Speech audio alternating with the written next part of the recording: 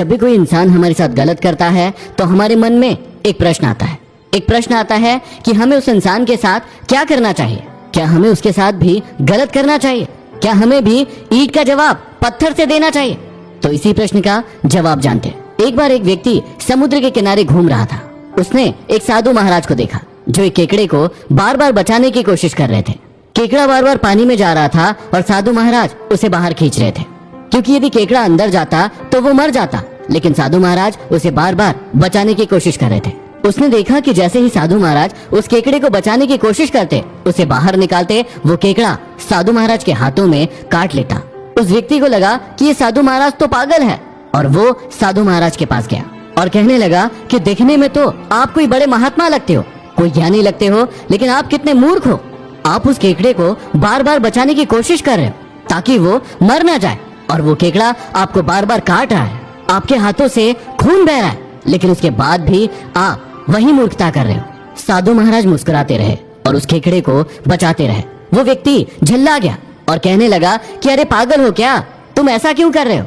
साधु महाराज ने मुस्कुराते हुए उस व्यक्ति की ओर देखा और कहा कि वो केकड़ा है, ईश्वर ने उसे काटने की प्रवृत्ति देकर भेजा है और मैं एक साधु हूँ, मुझे बचाने की प्रवृत्ति देकर भेजा है। वो उसका काटने का काम नहीं छोड़ेगा और मैं अपना बचाने का काम नहीं छोड़ूंगा। आप सभी को ये बात समझना होगा कि हर इंसान की अपनी एक प्रवृत्ति होती है जो उसे उसके घर परिवार और उसके माहौल से मिलती है। यदि अच्छा माहौल तो अच्छी प्रवृत्ति, और यदि बुरा माहौल तो बुरी प्रवृत्ति। आज वो आपके साथ गलत कर रहा है, कल आप उसके साथ गलत करेंगे, लेकिन आप दोनों को ही अपने अपने कर्मों की सजा मिलेगी। आप सभी को पता होगा कि महर्षि वाल्मीकि पहले एक बहुत बड़े डाकू थे। एक बार उन्होंने नारद मुनि को पकड़ लिया और धन की मांग करने लगे।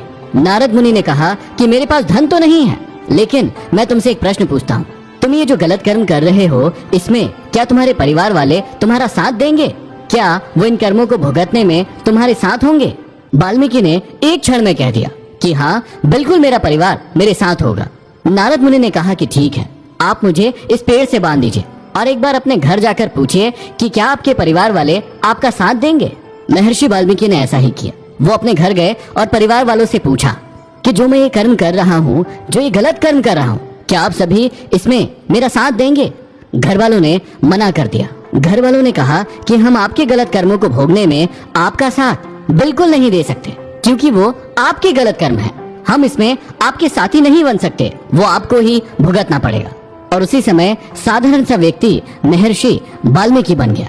इसलिए हमेशा याद रखिएगा कि हर इंसान को उसके बुरे कर्मों की सजा जरूर मिलती है, फिर चाहे वो आप हो या फिर कोई और। इसलिए आप हमेशा अपने अच्छे कर्मों को करने में ध्यान दीजिए। यदि वीडियो पसंद आया हो तो जरूर शेयर कीजिएगा। कमेंट बॉक्स में बताइएगा कि आप किस विषय के बारे में सुनना चाहते हैं। अगले वीडियो में फिर मिलते हैं।